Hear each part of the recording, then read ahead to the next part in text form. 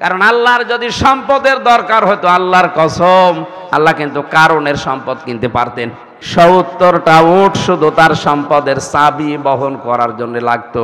নেককার মহিলা ওইটা, যেই মহিলা তার স্বামী বাড়িতে আসলে দুনিয়ার সব কাজ বাদ দিয়ে স্বামীকে খুশি করার জন্য সর্বাত্মক চেষ্টা করে, এটা নেককার মহিলা। মুসা আলাইহিস সালামের জামানায় আল্লাহ একবার বললেন, এক কামার বাজারে কাজ করে, লোহা পিঠায়, ওরে বলো যে তুমি জান্নাতি। মুসা নবী বলে, আল্লাহ তুমি আর লোক পেলে না, কামারের কথা বললে। আল্লাহ নিজে জানিয়েছেন আমার বহু নাম আছে, ডাকো। ইয়া সাত্তার বলে ডাকেন, ইয়া রহমান বলে ডাকেন, ইয়া গফফার বলে ডাকেন, অসুবিধা নেই, কিন্তু আপনি নামকে খণ্ডিত করতে পারবেন না। কোরআনে কারিমে আল্লাহ পাক জানিয়েছেন, কিতাবুন উনজিলা ইলাইকা ফালা ইয়াকুন ফি সাদরিকা হারাজুম মিন লিতুনযিরা বিহি ওয়া যিকরা লিল মুমিনিন। সূরা আরাফ 8 নাম্বার পারার 10 নাম্বার পৃষ্ঠা, প্রথম নাম্বার লাইনের 2 নাম্বার আয়াতে আছে। তাফসিরে ফি জিলালিল কোরআন থেকে বলছি, আল্লাহ পাক বলেন, হে নবী, এই কোরআন যখন মানুষের সামনে উপস্থাপন করবেন, তখন আপনার মনের ভেতরে যেন কোনো ভয়, ভীতি, দ্বিধা, দ্বন্দ্ব, সংশয়, সন্দেহ এগুলো কাজ না করে, যে আমি বলছি আবার কোনো সমস্যা আছে নাকি, এই কিতাবের ভেতরে কোন এই কথার ভেতরে কোনো ঝামেলা আবার আছে কিনা, কোনো সন্দেহ সংশয় আছে কিনা, এরকম কিছু মনে করবেন না। এখানে হারাজন শব্দটার ব্যাখ্যা পেয়েছি আমি 2টা। সন্দেহ, সংশয়, ভয়, ভীতি কেন? কারণ কোরআন প্রচার করতে গেলে অনেক মানুষ আপনার সামনে এমন আছে, তারা কোরআনের ওই বক্তব্য না বোঝার কারণে মন খারাপ করতে পারে। এরকম মানুষ দেশে আছে। এই যে প্রথম শ্রেণী বললাম, কোরআন যেটা বলতে চায় ওইটা না বুঝে মন খারাপ করে, আছে না? এগুলো দিন দিন বাড়ছে। দ্বিতীয় নম্বরে, আবহমান কাল থেকে এমন এমন ইবাদত বাংলাদেশে চালু করা আছে যেগুলো মানুষ আসলে ইবাদত মনে করে, ওটা কোরআনেও নেই, হাদিসেও নেই, মানুষ বানিয়েছে। তাফসীর করতে গেলে ওটা খুলে যাবে, ওপেন হয়ে যাবে, মুক্ত হয়ে যাবে। কারণ তাফসীর মানে খুলে ফেলা। তাফসীর মানে কি? কোরআন দিয়ে যখন কেউ তাফসীর করবে তখন ওইটা খুলে যাবে, ওই আবরণ পর্দা থাকবে না, দেশের মানুষ বুঝতে পারবে যেটা 2 নাম্বার। তখন যারা আপনাকে নিয়ে এসেছিল ওরা হাদিয়া তোফা নজর নিয়াজ বাদ দিয়ে সেটা তাড়াও দিতে পারে। এই জন্য ওদিকে তাকাবেন না। কোরআনে কারিম প্রচার করার জন্য কোনো ভয়, ভীতি, দ্বিধা, দ্বন্দ্ব যেন আপনার মনে না আসে। যিকরা লিল মুমিনিন, কোরআন মুমিনদের জন্য উপদেশ। কাদের জন্য? আমরা এই হাদিসটা, এই আয়াতটা সামনে রেখে কথা বলার চেষ্টা চালাবো ইনশাআল্লাহ। দরুদ আর সালাম পড়ছি আমাদের নবী মুহাম্মদুর রাসূলুল্লাহ সাল্লাল্লাহু আলাইহি ওয়াসাল্লামের প্রতি, যার আনিত আদর্শ আমাদের জন্য মুক্তির একমাত্র গ্যারান্টি। বিশ্বনবী মুহাম্মদুর রাসূলুল্লাহ এমন একজন মানুষ ছিলেন যার আদর্শ মেনে নিলে জীবনের পেছনে যে অপরাধগুলো ছিল সব আল্লাহ পাল্টিয়ে নেকি বানিয়ে দেন। এমন কোনো মানুষ দুনিয়ায় এমন আসে না যে যাকে মেনে নিলে পেছনের গুনাহ মাফ হয়। আছে? এই একজন মানুষ। আর একটা পরিচিত আয়াত বলছি, আপনি দেখেন, অনেকে জানে এটা। কুল ইন কুনতুম তুহিব্বুনাল্লাহা ফাত্তাবিউনি ইউহিব্বুকুমুল্লাহ ওয়া ইয়াগফির লাকুম যুনুবাকুম আল্লাহু গফুরুর রহিম। সূরা আলে ইমরানের 31 নম্বর আয়াত। এই আয়াতটা নিয়ে বিভিন্ন মানুষ বিভিন্ন কায়দায় ব্যাখ্যা করছে। যে যেদিকে আছে, মিনাল্লাযীনা ফাররাকু দীনাহুম ওয়া কানু শিয়া কুল্লু হিজবিন বিমা লাদাইহিম ফারিহুন। হে নবী, আপনি দেখবেন মানুষ বিভিন্ন দল বিদলে বিভক্ত হয়ে আছে, আর যে যেই দলে আছে ও ওই দলের কর্মসূচি নিয়ে, নিয়ম নীতি নিয়ে আনন্দে আছে। এজন্য এই আয়াতটা কোরআনে আছে, যে যেদিকে আছে ওইদিকে টেনে টেনে ব্যাখ্যা করে। আমরা স্পষ্ট করে বলছি, আমরা কোরআনের দাওয়াত নিয়ে এসেছি, এখানে দল কি বেদল কি ওইটা দেখার দরকার নেই। আমরা কোরআন থেকে কিছু নিতে চাই। এখানে যে শব্দগুলো আছে, আলেম যেহেতু আছে যারা, ওনারা বুঝবে, আপনারা শোনেন। আল্লাহ পাক বলেন, নবী আপনি বলুন, ইন কুনতুম তুহিব্বুনাল্লাহ, যদি তোমরা দাবি করো আল্লাহ তোমাকে ভালোবাসি। এ দাবি আমাদের আছে না? বলেন বলেন। সে যে ধর্মের লোক হোক, তার সে ধর্মের দেবতাকে সে ভালোবাসে।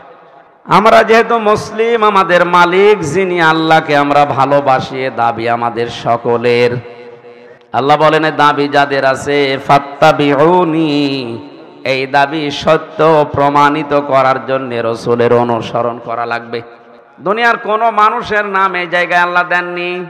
আল্লাহ নাম দিয়েছেন উসওয়াতুন হাসানা, উত্তম আদর্শ, তার নাম রাসূলুল্লাহ, আল্লাহর রাসূল। এখানে কিন্তু মোহাম্মদ ইবনে আব্দুল্লাহর নামটাও দেননি, কারণ তিনি 1 থেকে 40 বছর পর্যন্ত রাসূলুল্লাহ ছিলেন না, তিনি ছিলেন মোহাম্মদ ইবনে আব্দুল্লাহ, আব্দুল্লাহর ছেলে মোহাম্মদ। কথা বুঝতেছেন? উনি রাসূলুল্লাহ হয়েছিলেন কয় বছরে? বলেন বলেন। 40 থেকে 63, এই 23 বছরে তিনি আর মোহাম্মদ ইবনে আব্দুল্লাহ ছিলেন না, তিনি হয়ে গেছেন রাসূলুল্লাহ। এনাকে অনুসরণ করার জন্যে, অনুকরণ করার জন্যে, দেখে দেখে চলার জন্যে আল্লাহ তার ভালোবাসার প্রমাণ দিতে বললেন। এখানে একটা একটা করে যদি হাত ধরে বলা হয় আল্লাহকে ভালোবাসেন, ও এক বাক্যে জবাব দেবে হা না না। এ হা যারা বলবে তাদের এটা প্রমাণ করার জন্যে রাসূলের অনুসরণ, অনুগত্য মাস্ট বি, করাই লাগবে। এখন এই অনুসরণ কি আংশিক না পূর্ণাঙ্গ? কেউ যদি পূর্ণাঙ্গ অনুসরণ করে, আয়াতের পরে আল্লাহ 2টা পুরস্কারের ঘোষণা দিয়েছেন। ইউহিব্বুকুমুল্লাহ, আমি আল্লাহ নিজেই তাকে ভালোবাসা আরম্ভ করব। নাকি তাকে ভালোবাসা আরম্ভ করেছি? হ্যাঁ, ইউহিব্বু এটা মজারে, বর্তমান ভবিষ্যৎ, প্রেজেন্ট ফিউচার, 2টা কাল নিয়ে এই শব্দটা গঠন করা। অতীতের শব্দ এখানে নেই। আয়াত দিয়ে প্রমাণ হয়, যখন থেকে আপনি রাসূলের অনুসরণ, অনুকরণ শুরু করবেন, ওই সময় থেকে আল্লাহ আপনাকে ভালোবাসা আরম্ভ করবে।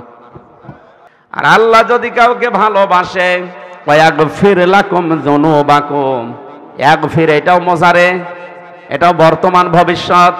জাম্বুন 1 বচন, যুনুব বহু বচন। আল্লাহ যদি কাউকে ভালোবাসা শুরু করে, ওর জীবনের অপরাধ সবগুলো মাফ করে দেয়। তাহলে এটা পেলাম আমরা কিসে? রাসূলের অনুসরণে। কিসে? বলেন না কেন? আমি আবার বলছি, রাসূলের অনুসরণে ঠিক, কিন্তু এটা কি আংশিক অনুসরণ না পূর্ণাঙ্গ? এবার আপনি নিজের দিকে তাকিয়ে বলেন তো, আপনার 3.5 হাত বডির ভেতরে এই রাসূলের অনুসরণ আংশিক না পূর্ণাঙ্গ? আপনি মাথা থেকে পা পর্যন্ত খেয়াল করেন তো আছে কিনা। বিশ্ব নবীর চুলের মতো আপনার চুলের কাটিং হয় না। আপনি কাট দিয়েছেন শাহরুখ কাটিং, মেসি। এরপরে নিচে যত নামবেন একটাও তো মিলছে না আপনার সাথে। আপনার বিবেক কি বলে আয়াত দ্বারা? আপনার অনুসরণ হচ্ছে, আমিও জানি, দেখছি, আংশিক, পূর্ণাঙ্গ না। তাহলে পূর্ণাঙ্গ অনুসরণ যদি কেউ শুরু না করে, এটা শরীর গেল 3.5 হাত বডি, এরপরে পরিবার আছে, সমাজ আছে, রাষ্ট্র আছে, আন্তর্জাতিক জীবন আছে, সবগুলো মিলাবেন। এ পুরাটা মিলিয়ে যখন দেখি যে না, আমরা তো অনুসরণ হচ্ছে ঠিক, কিন্তু আংশিক, পূর্ণাঙ্গ হয় না, এই জন্য আল্লাহ আমাদের এখনো ভালোবাসা আরম্ভ। এই সহজ কথাগুলো বোঝে না, খালি উল্টা দিকে নিয়ে যায়। আমি যে বলছিলাম, আবহমান কাল থেকে অনেক নিয়ম নীতি, বিশেষ করে বাংলাদেশ, ভারত, পাকিস্তান, এই 3টা দেশে চলে আসছে। মানুষ ইবাদত মনে করে, যেগুলো রাসূলের জীবনের সাথে মেলে না। আপনি আল্লাহর ভালোবাসা পাওয়ার জন্য শর্তই হচ্ছে রাসূলকে অনুসরণ করা। এই কথা বলে। তার ভেতরে অন্যতম, আমি প্রায় 43টা পেয়েছি, অন্যতম বেশি চলে যেটা জিকির। বিভিন্ন দরবারে গেলেই মানুষকে ভালো হওয়ার জন্য বলে জিকির করবা। কি করব জিকির, কি নিয়মে করব, এটা আর অনেক দরবারে মেলে না, তখন নিজের মন মতো দিয়ে দেয়। এটা খেয়াল করে মিলান। সূরা আরাফ 9 নাম্বার পারা, 13 নাম্বার পৃষ্ঠার 4 নাম্বার লাইনের 181 নাম্বার আয়াত। এটা ওয়ালিল্লাহিল আসমাউল হুসনা ফাদউহু বিহা ওয়াযারুল্লাযীনা ইউলহিদুনা ফি আসমাই। আমি আল্লাহর বহু নাম আছে সুন্দর সুন্দর, এখানে অনেকেই জানি আল্লাহর নাম আছে কয়টা? 99টা তো কায়দায় আছে, 5000। কত? তাফসিরের ভেতরে 5000 আল্লাহর নাম আছে। যে নামে পারেন আপনি আল্লাহকে ডাকেন, কোনো অসুবিধা নেই। কিন্তু সাবধান, যারা আল্লাহর নামকে ইলহাদ করে, এলহাদের ব্যাখ্যা হচ্ছে যারা নামে ডাকে কিন্তু নামের পাশাপাশি উলট পালট করে ফেলে, কাটছাট করে ছোট খাটো করে ডাকে, তাদের সাথে মিলে তোমরা আল্লাহকে ডাকবা না। এটা আমি বানালাম? হ্যাঁ, আল্লাহর নির্দেশ হচ্ছে আল্লাহকে ডাকে তারা। আমি আল্লাহকে ডাকার পাশাপাশি এমন এমন নাম তারা জুড়ে দেয় যেগুলো আমি ডাকতে বলি নাই, তোমরা তাদের সাথে ডাকবা না। সুতরাং ব্রাহ্মণবাড়িয়া, কুমিল্লা, এ সমস্ত জেলায় আল্লাহর জিকিরের পাশাপাশি যারা ইয়ালি বাবা, শাহ আলী বাবা, দয়াল বাবা, খাজা বাবা বলে জিকির করে, এটা ইসলাম? এটা তো রসুলের জীবনের সাথে মিলছে না। জিকির যেহেতু একটা ইবাদত, কেউ যদি ইবাদত মনে করে করে, অবশ্যই তার নির্ধারিত একটা সিস্টেম আছে। বলেন না কেন? অবশ্যই নির্ধারিত কয়েকটা শব্দও থাকবে। নামাজ যেমন ইবাদত, তার একটা নির্ধারিত নিয়ম আছে। কিছু কিছু নিয়ম ফলো করলে নামাজ আপনার হবে। 13টা ফরজ, 14টা ওয়াজিব, 19টা নামাজ ভাঙার কারণ যদি কেউ না জানে, ওর নামাজ হচ্ছে না। হচ্ছে? জিকির ইবাদত, তার একটা নির্ধারিত নিয়ম আছে। আল্লাহ বলেন 4টা নিয়ম ফলো করা লাগবে, আর 4টা শব্দ দিয়ে জিকির করা লাগবে, কারণ এটা ইবাদত। কারণ আপনি ইয়া রাসূলুল্লাহ, ইয়া রাসূলুল্লাহ বলে জিকির হবে না, ওটা গুনাহ হবে। এক কথা বলেন না কেন? এখন যদি বলেন রসুলের উপরে তকমা দিচ্ছেন, রসুলুল্লাহকেও ডাকবো না, ডাকেন কিন্তু দরুদ পড়ে ডাকেন। ইয়া রাসূলুল্লাহ সাল্লাল্লাহু আলাইহি ওয়াসাল্লাম বলেন, এটা দরুদ, একই। কিন্তু জিকির আল্লাহ বাদে কারো নামে জায়েজ নেই। বাংলার মুসলমানের এটা রেকর্ড হচ্ছে, কালকে সারা দেশে ছড়িয়ে যাবে। কান খাড়া করে শোনেন, আল্লাহ বাদে কারো নামে জিকির করা জায়েজ নেই, সে যত বড় লোক হোক। কথা বুঝতেছেন? জিকিরের শব্দ 4টা, সুবহানাল্লাহ, আলহামদুলিল্লাহ, লা ইলাহা ইল্লাল্লাহ, আল্লাহু আকবার। এর বাইরে কোনো শব্দ নেই। এমনকি আপনি কাট ছাঁটো করতে পারবেন না। কেউ যদি বলে সুবহান সুবহান, জিকির হবে? কেউ যদি বলে আকবার আকবার, হবে? আলহামদ আলহামদ, হবে? লিল্লাহ লিল্লাহ হচ্ছে না, পুরাটা বলা লাগবে। সুবহানাল্লাহ, আলহামদুলিল্লাহ, লা ইলাহা ইল্লাল্লাহ, আল্লাহু আকবার। ওয়াতাম্মাত কালিমাতু রাব্বিকা সিদকাও ওয়া আদলা, লা মুবাদদিলা লিকালিমাতিহি ওয়া হুয়াস সামিউল আলিম। সূরা আনআম 8 নাম্বার পারার 1ম নাম্বার পৃষ্ঠার 10 নাম্বার লাইনের 115 নম্বর আয়াত এটা। হে নবী, আমার কালাম কিন্তু পরিপূর্ণ। কি কি দিয়ে পরিপূর্ণ? সিদকা ওয়া আদলা। 1 নম্বরে আমার কালাম সত্য, 2 নম্বরে এটা একেবারে ভারসাম্যপূর্ণ, ন্যায় দিয়ে প্রতিষ্ঠা করা আমার কালাম। কিয়ামত পর্যন্ত আমার কালামের কোনো পরিবর্তন। আরো জোরে। সুতরাং লা ইলাহা ইল্লাল্লাহ এটা পূর্ণাঙ্গ কালেমা। এক কথা বলেন না কেন? শুধু লা ইলাহা বলাও জায়েজ নেই, শুধু ইল্লাল্লাহ ইল্লাল্লাহ ইল্লাল্লাহ বলাও জায়েজ নেই। আপনাকে বলা লাগবে পুরাটা, কারণ এটা জিকির। এটা কি? এগুলো বাদ দিয়ে যারা হু হু করছে, এটাও জিকির না, কারণ এটা আল্লাহর নামকে খণ্ডিত করে ফেলেছেন। আল্লাহ নিজে জানিয়েছেন আমার বহু নাম আছে, ডাকো। ইয়া সাত্তার বলে ডাকেন, ইয়া রহমান বলে ডাকেন, ইয়া গফফার বলে ডাকেন, অসুবিধা নেই। কিন্তু আপনি নামকে খণ্ডিত করতে পারবেন না। সুবহানাল্লাহ, এ নাম কার? আরো জোরে। খালি সুবহান সুবহান বললে সওয়াব হবে, খালি লা ইলাহা বললে সওয়াব হবে, কারণ এটা জিকির, এটা ইবাদত। আজ হাজারো দরবারের দিকে তাকান, যারা আল্লাহর নামকে খণ্ডিত করে ভাবে ডাকে, এটা বলতে গেলে ওদের ওগুলো টেকে না, তখন ওরা মন খারাপ করে।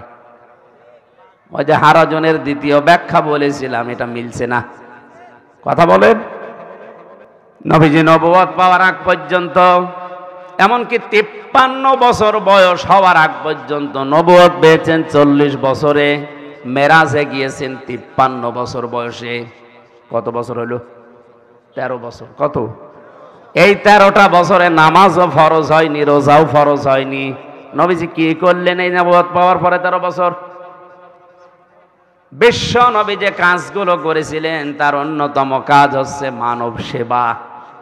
নবীজি বলেছেন, যারা মানুষকে সালাম দেয় বেশি বেশি করে, আর যে মানুষগুলো মানুষের খাবারের ব্যবস্থা করে, খাবার খাওয়ায়, দারিদ্র মুক্ত সমাজের জন্য কাজ করে, এই মানুষগুলো আল্লাহর কাছে উত্তম।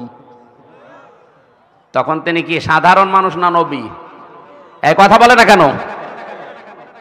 40 বছর বয়স পর্যন্ত তো হিলফুল ফজল গঠন করে, শান্তির সঙ্গ তৈরি করে বিভিন্ন উন্নয়নমূলক কাজে তিনি আঞ্জাম দিয়েছেন, কিন্তু শান্তি দিতে পারেন নাই।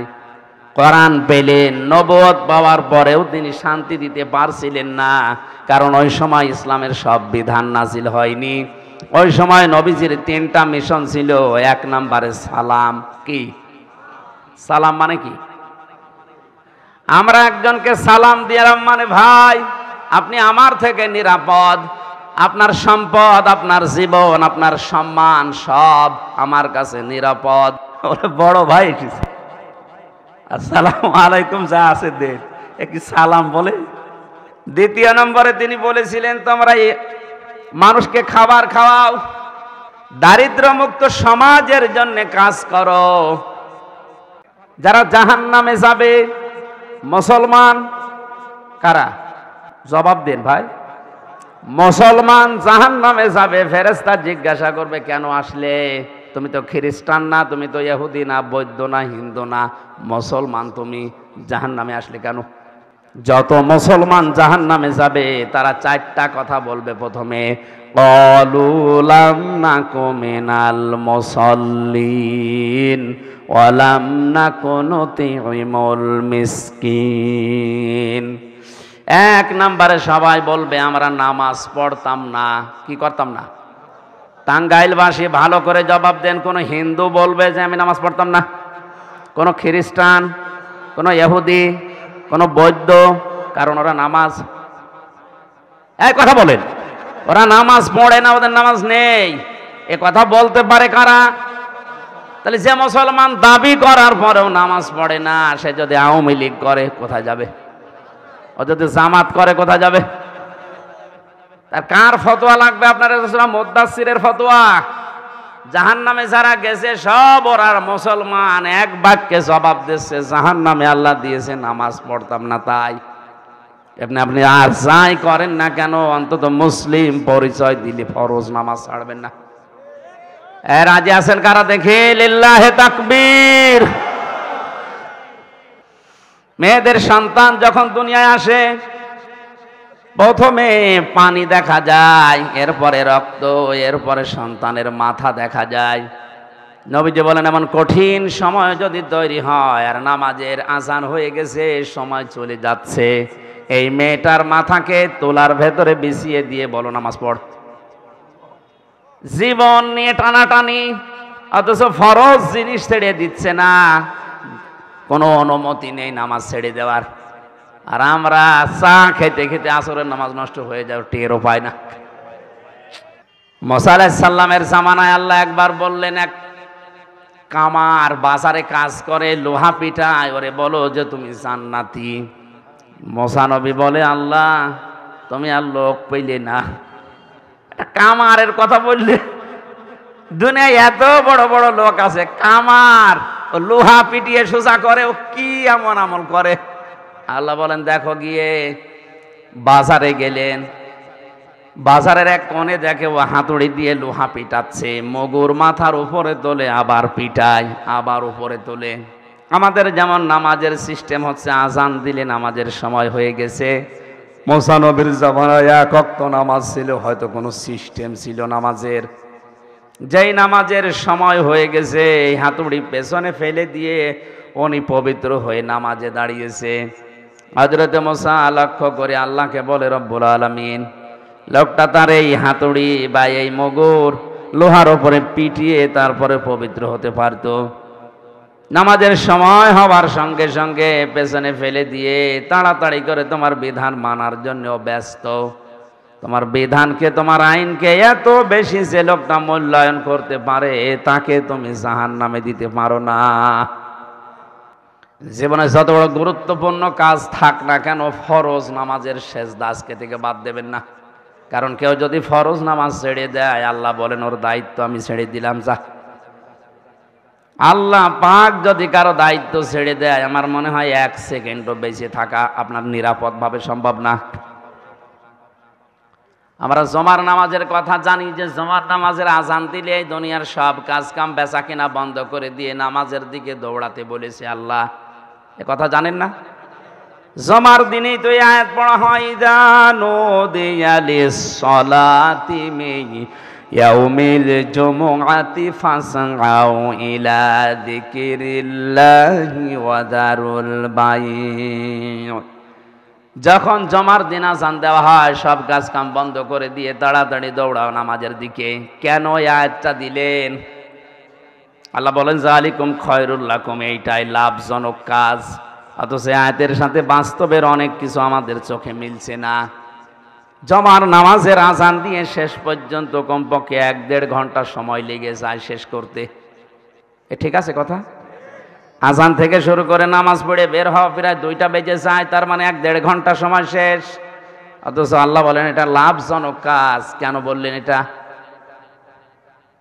বাস্তবে আমরা দেখি অনেক মানুষ 1-1.5 ঘন্টায় 5-7 লাখ টাকা কামাই করে এই দেশে আছে। কথা বলেন না কেন? তাও বৈধভাবে।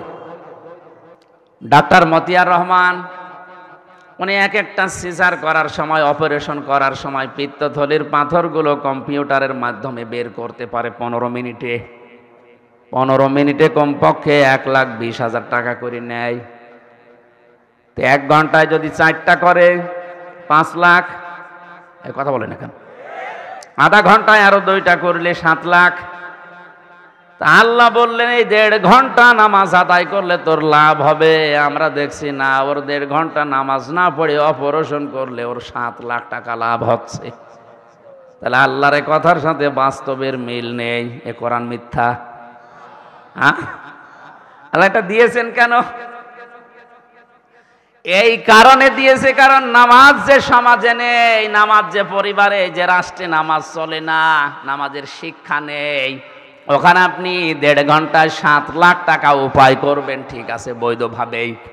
টাকাটা নিয়ে আপনি মনে করেন 2 কিলো দূরে আপনার বাড়ি যাওয়ার সময় ছিনতাইকারী, ডাকাত, সন্ত্রাসী, চাঁদাবাজ এরকম যারা আছে তাদের কবলে পড়ার সম্ভাবনা নেই। তারা যদি টাকা চায়, যদি দিতে না চান মেরেও ফেলতে পারে, তখন টাকাও যাবে, জানও যাবে।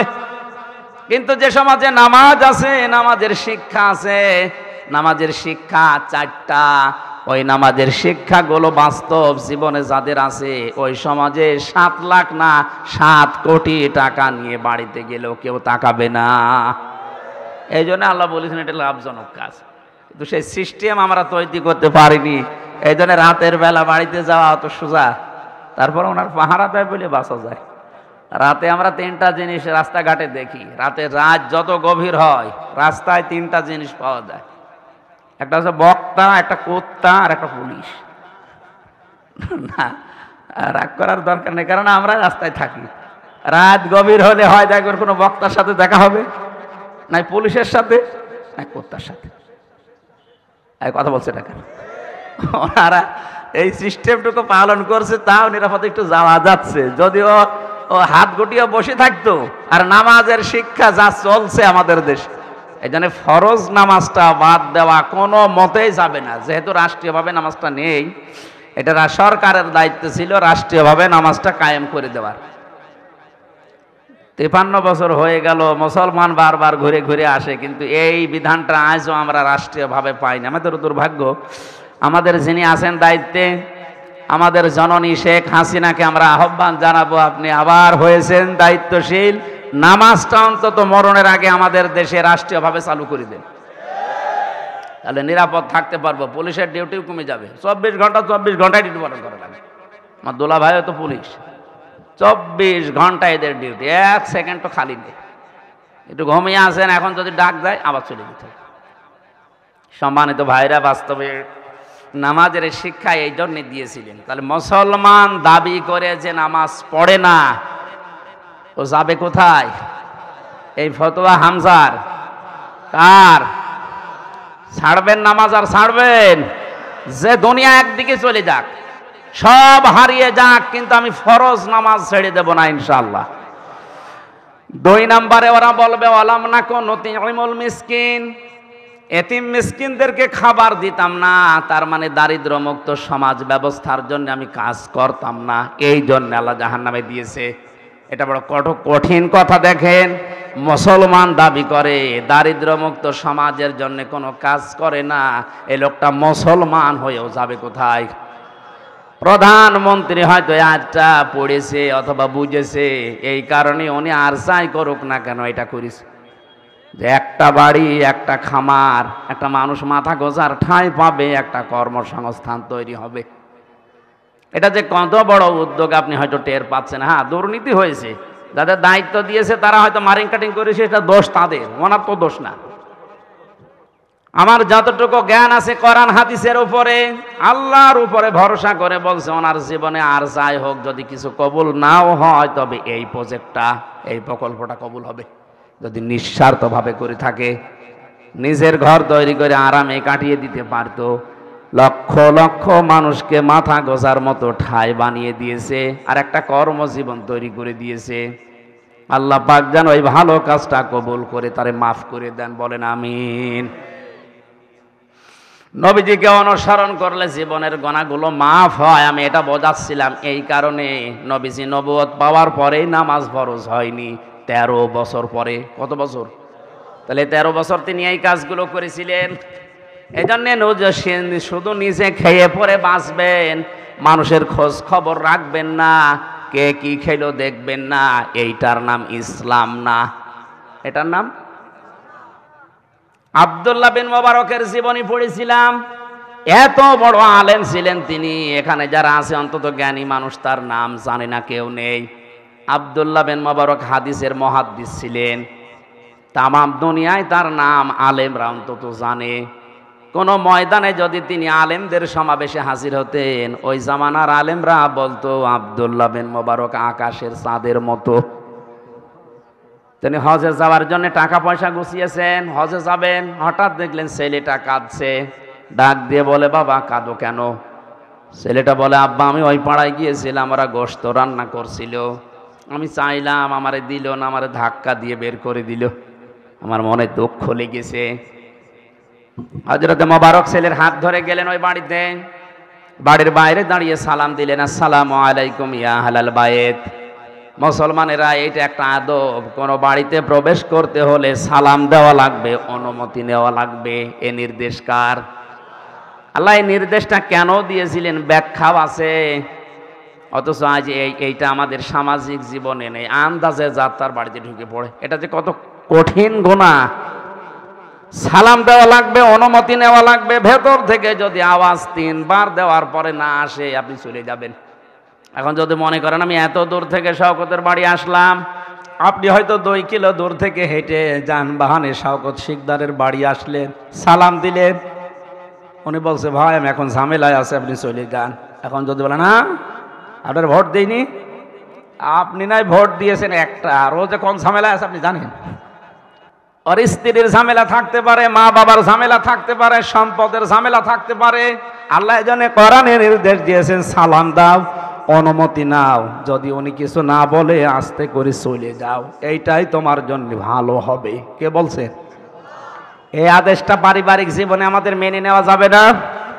এমনকি নিজের মায়ের ঘরে হলেও সালাম দেওয়া অনুমতি ছাড়া প্রবেশ করা যাবে না। নবীজি বলেন তোমার মা কি অবস্থায় আছে তুমি তো জানো না, আন্দাজে ঢুকবা না। আমরা মা না ভাবির ঘরে পর্যন্ত ঢুকে পড়ছে। অনেকে ঘরের বাইরে থেকে দরজা দিয়ে ফাঁকা দিয়ে আগে দেখে নেয় কিছু আছে কিনা, যখন দেখে যে হ্যাঁ তখন বলে ভাবি আসবো। তোর এখন বলার দরকার কি? সব তো দেখাই হয়ে গেছে। কিয়ামতে এইরকম চোখের ভেতরে আল্লাহ গরম তেল ঢেলে দেবে, জোরে বলেন নাউজুবিল্লাহ। হযরত মোবারক সালাম দেওয়ার পরে লোকটা বেরিয়ে বলছে, হুজুর এত বড় আলেম আমার বাড়ির সামনে, আসেন ভেতরে আসেন, কি করব আপনার জন্য। হযরত মোবারক বললেন, ভাই আমি ব্যস্ত মানুষ, আমি হজে যাচ্ছিলাম, আমার এই ছেলেটা কাঁদছিল, এর কান্না থামাতে আমি এসেছি। আপনাদের বাড়িতে গোশত রান্না হয়েছে? বলে হ্যাঁ। আমার এই ছেলেটা এসেছিল? বলে হ্যাঁ। চেয়েছিল? বলে হ্যাঁ। দাও নাই কেন? কথা বলে না। চোখের পানি ফেলে দিয়ে বলে, হুজুর দুঃখের কথা বলবো কি, আজ 3 দিন আমার চুলায় আগুন জ্বলে না। আমি ময়দানে গিয়েছিলাম কাদের সন্ধানে, কিন্তু কাজ পাইনি। পথিমধ্যে আসার সময় দেখি একটা মরা গরু পড়ে আছে, চামড়া ছিলে কিছু গোশত নিয়ে এসে রান্না করেছিলাম। আমরা যেহেতু গরিব মানুষ, আমাদের জন্য মরা মাংসও জায়েজ আছে, এজন্য 3 দিন পরে এটা পরিবারস্থ লোকদের নিয়ে খাচ্ছিলাম। আপনি তো সাহেব মাল ধনী মানুষ, আপনার ছেলেটাকে আমি চিনি, ও বারবার যখন ডিস্টার্ব করছিল, এটা তো আপনার জন্য খাওয়া জায়েজ না, ও ছোট মানুষ বসে না, এই জন্য ধাক্কা দিয়েছি। মরা গরুর মাংস যদি আপনার ছেলেরে না দিয়ে ভুল করে থাকি, মেহেরবানি করে আমারে মাফ করে দেন। হযরত মোবারক কেঁদে ফেললেন।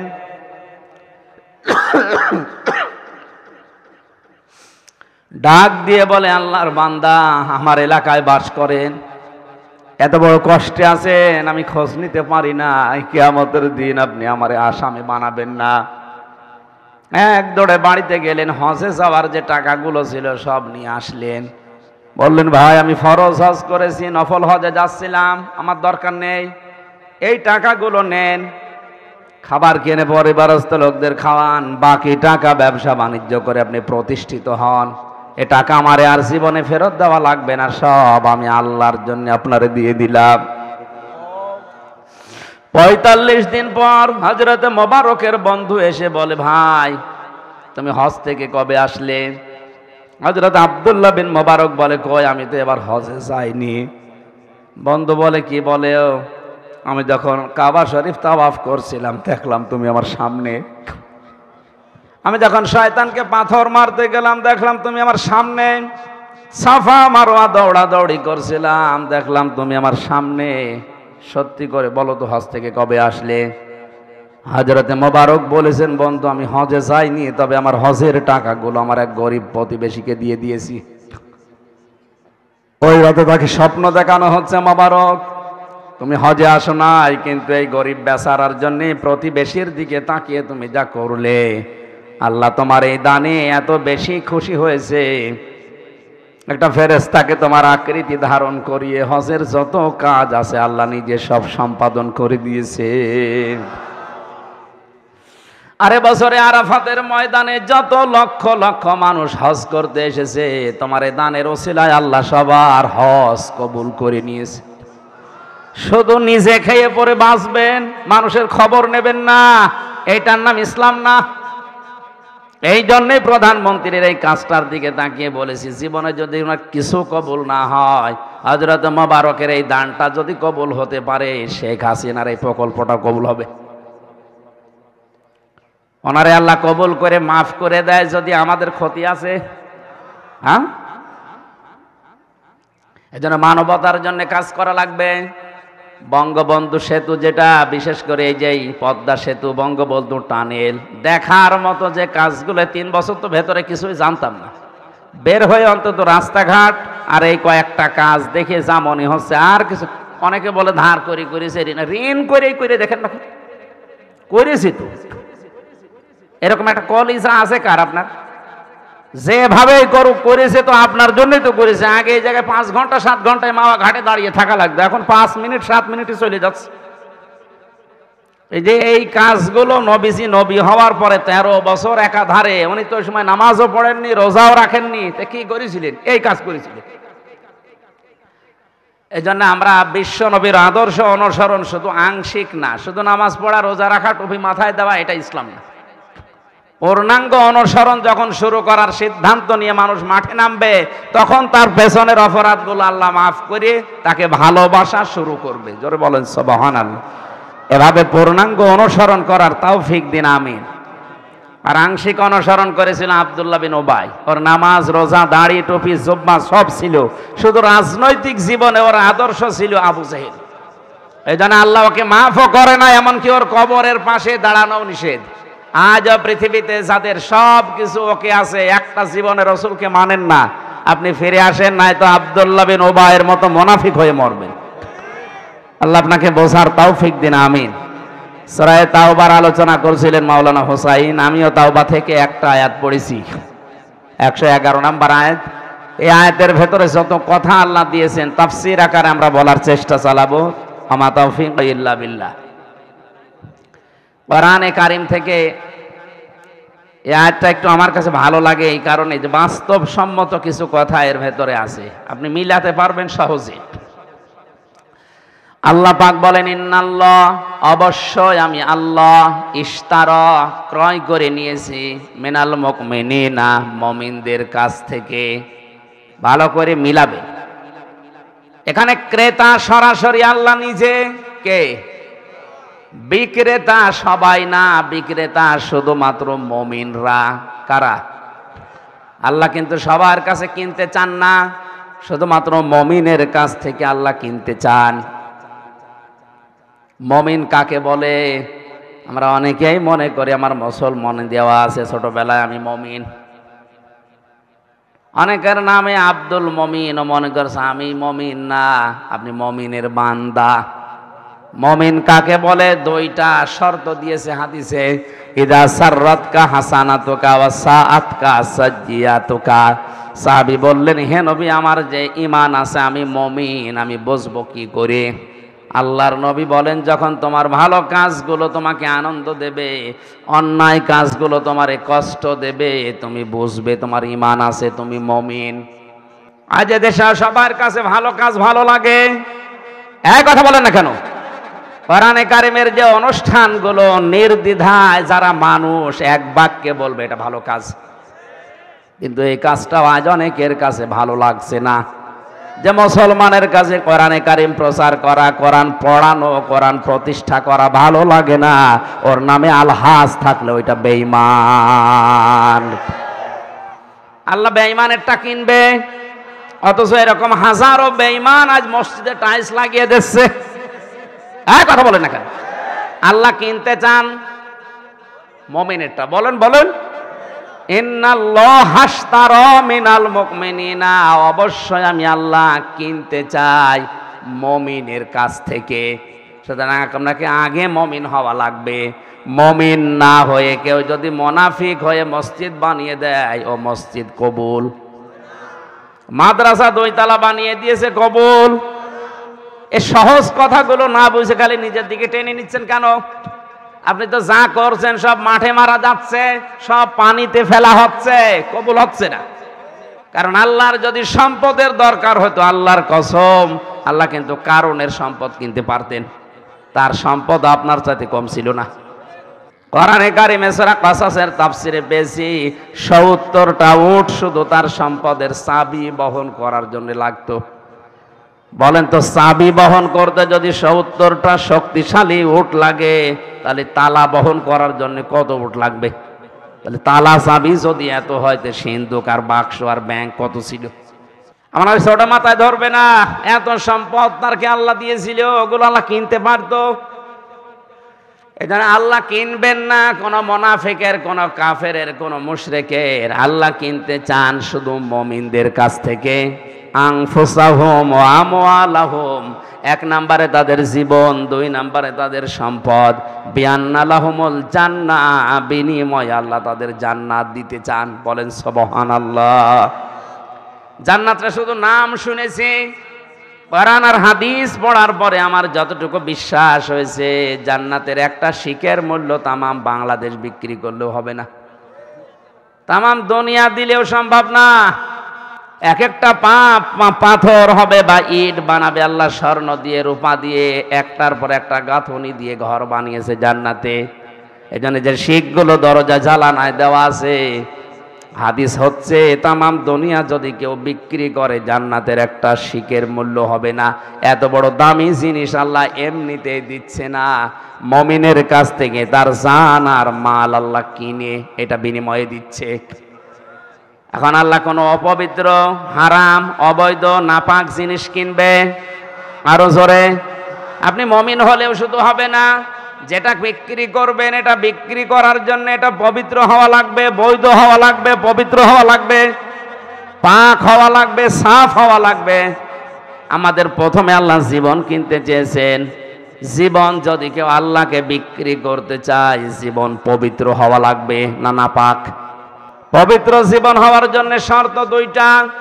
এক নম্বরে তার জীবনে শিরিক থাকবে না, দুই নম্বরে তার জীবনে বেদাত থাকবে না। এবার নিজের দিকে তাকিয়ে বলেন, আপনি যে জীবন গঠন করেছেন এই জীবনে শিরিক আছে না নেই? বেদাত আছে না নেই? আজকে আসার সময় হাদিস পড়ছিলাম, হাউজে কাউসারের পানি নবীজির হাতে মানুষ পান করবে, কিন্তু দুই শ্রেণীর মানুষকে আল্লাহ কিয়ামতের ময়দানে হাউজে কাউসারের পানি দেবেন না। বলেন নাউজুবিল্লাহ। এক নম্বরে তারা যারা দুনিয়াতে বেদাত তৈরি করে, আর এটা বাংলাদেশে বেশি, আন্দাজে ইসলাম মনে করে একটা পালন করে চলে যাচ্ছে। প্রশ্ন করলে বলে, হুজুর আমি জানি না তাই মানি না। এটা একটা শয়তানি কথা। তুমি জানো না কেন? জানো না এটা তোমার অপরাধ। বলেন, যারা বলে জানি না তাই মানি না, এটা শয়তানি। আপনি জানেন না কেন? পৃথিবীর কেউ মায়ের পেট থেকে জেনে আসেনি, প্রত্যেকে আপনার মতোই। ও যদি জানতে পারে তা আপনার কি হয়েছে? দুনিয়া ইসলামের বিধানগুলো জানাও ফরজ, মানাও। বলেন বলেন, ইসলামের কোনো বিধান জানেন আপনি কিন্তু মানেন না, আপনার একটা গুনাহ হবে। কারণ জানার ফরজ আদায় হয়েছে, মানার ফরজ আদায় হয়নি, এই জন্য গুনাহ হবে একটা। আর আপনি জানেনও না, মানেনও, আপনার ডবল গুনাহগার। কথা বুঝতেছেন? তাহলে আমাদের জীবন যদি পবিত্র করতে হয়, শর্ত কয়টা? দেখে দেখে মিলাবেন যে আমাদের জীবনে যেন আর যাই থাক, শিরিক না থাকে। এক একটা শব্দে যে কত কথা আল্লাহ লুকিয়ে রেখেছেন। শিরিক আবার চার প্রকার: শিরিক বিল জাত, শিরিক বিল সিফাত, শিরিক বিল ইখতিয়ার, শিরিক বিল হুকুক। এই চার প্রকারকে ভাগ করলে হয় 8 প্রকার, 8 প্রকার ভাগ করলে হয় 12 প্রকার, 12 প্রকার ভাগ করলে হয় 72 প্রকার, 72 প্রকার ভাগ করলে 120 প্রকার। এতগুলো শব্দ এই শুধু শিন র কাফ এর ভেতরে লুকিয়ে আছে। তাফসীরুল কোরআন মাহফিলে এই জন্য সময় বেশি লেগে যায়, আমাদের সময় কম। সামনে আসরের নামাজ, আমি খুব সামারাইজ করে তাড়াতাড়ি করছি। আল্লাহ আমাদের জীবন কিনতে চায়, অপবিত্র নাপাক জীবন আল্লাহ কিনবে না।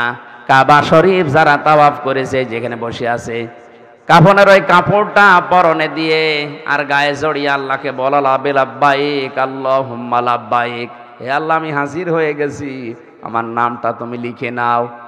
আল্লাহ বলেন, এই হামজা দাঁড়া, কাবা শরীফ তাওয়াফ করার আগে দাঁড়া, তুই বল লা শারীকা লাকা লাব্বাইক, আল্লাহ আমি মুশরিক না, আমি কিন্তু শিরিক করি না, আমি আর যাই করি আমি শিরিক। বলেন বলেন। অথচ কৌশলে জাতিকে আজ মুশরিক বানানোর চেষ্টা চালাচ্ছে অনেকে। যারা ক্ষমতার উৎস জনগণ বলে এরা মুশরিক।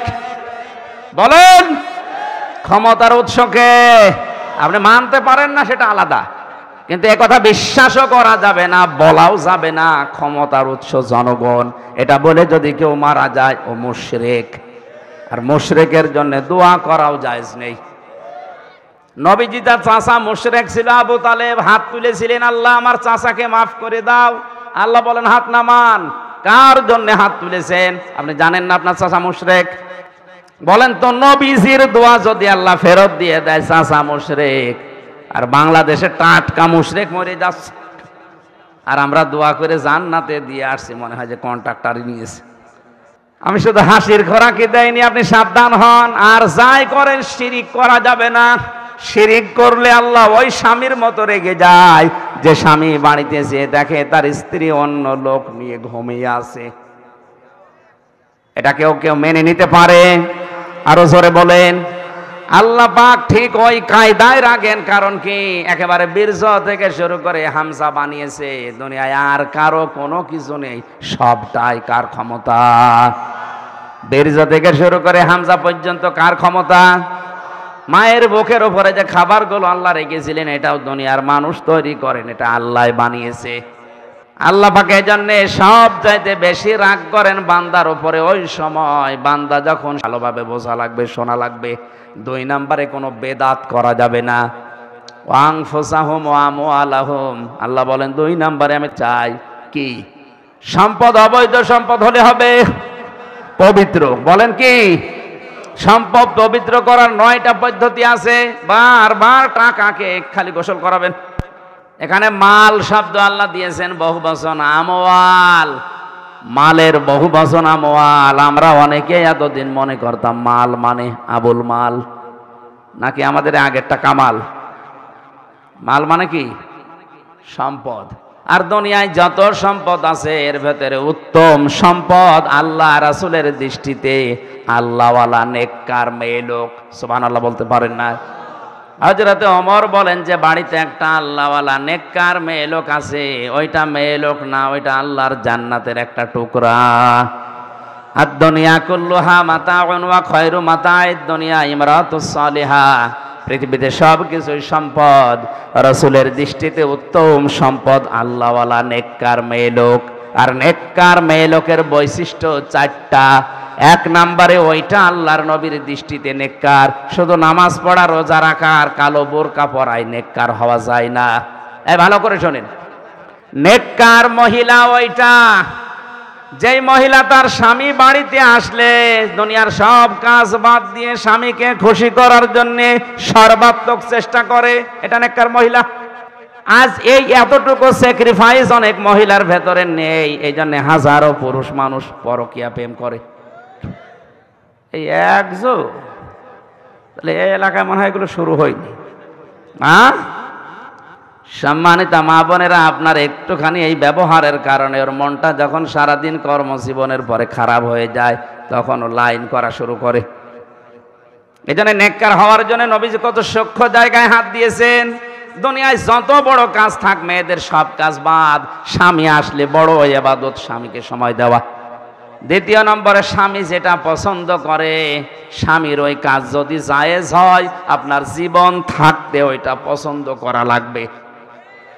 আমি সহ এখানে যত স্বামী আছে জিজ্ঞাসা করেন তো, প্রতিটি স্বামী পছন্দ করে, চাই যে তার বিয়ের পরে মা বাবা তার সাথে থাক। এক কথা বলেন না কেন? বলেন বলেন। কিন্তু আমরা দেখতে পাই 1000টার ভেতরে 998টা মহিলা এটা চায় না। আপনি শুধু নামাজ পড়ে রোজা রেখে কালো বোরকা পরে মনে করছেন আমি জান্নাতি হয়ে গেছি। নেককার হওয়ার 2 নাম্বার গুণ এইটা, আপনার স্বামী যেটা পছন্দ করে, চাই, ভালোবাসে, ওটা যদি জায়েজ হয় আপনার জীবন থাকতো এটা মানা লাগবে। আজ হাজারো পরিবারে মা বাপকে আলাদা করে বা বৃদ্ধাশ্রমে পাঠিয়ে দিয়ে সংসারটা জাহান্নাম বানিয়ে ফেলেছে। শুধুমাত্র নারী নির্যাতনকারী পুরুষের বিরুদ্ধে ওনারা মামলা নেয়, পুরুষ নির্যাতনকারী নারী যে আছে মামলা হয় না। এক কথা বলেন না। আচ্ছা, আলেম বলেন আর জালেম বলেন, সব পরিবারে এখন একই অবস্থা। অথচ হাদিস, এই হাদিসটা প্রচারিতও করে না, প্রচারও নেই দেশে। খালি নামাজ পড়েন, রোজা রাখেন, কালো বোরকা পরেন, হয়ে যাবে। কে বলেছে আপনাকে? স্বামী যেটা পছন্দ করে ওটা জায়েজ হলে আপনাকে পছন্দ করাই লাগবে, মাস্ট বি, নয়তো আপনি পারবেন না। হযরতে আসিয়ার জন্য আল্লাহ নিজে জান্নাতে ঘর বানিয়েছিলেন একটা কারণে। যখন তার হাতের ভেতরে প্রেক লাগিয়েছে, মাথার ভেতরে গরম তেল ঢেলে দিচ্ছিল, ওই সময়ও তিনি স্বামীর জন্য বরদোয়া করেননি। ডাক দিয়ে বলেছিলেন, মাবুদ, আমার এই অত্যাচার দেখে তুমি যেন রাগ করো না, তুমি আমার স্বামীর অত্যাচার থেকে আমাকে বাঁচাও, কিন্তু আমার স্বামীকে গজব দিও না। এ কি ভালো স্বামী? এর মতো জানোয়ার স্বামী দুনিয়ায় কারো আছে?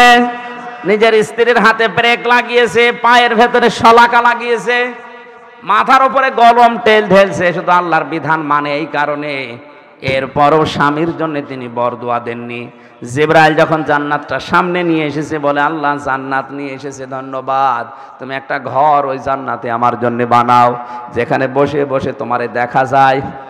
আর তোমাকে বলছি তুমি রাগ করো না, আমার স্বামী যাদেরকে দিয়ে অত্যাচার করায়, নির্যাতন করায়, এই জুলুম থেকে তুমি আমাকে বাঁচাও। অনাজ্জিনি, এখানে টান আছে, অনাজ্জিনি মিন ফিরআউনা ওয়া আমালিহি অনাজ্জিনি মিনাল কওমিজ জালিমিন।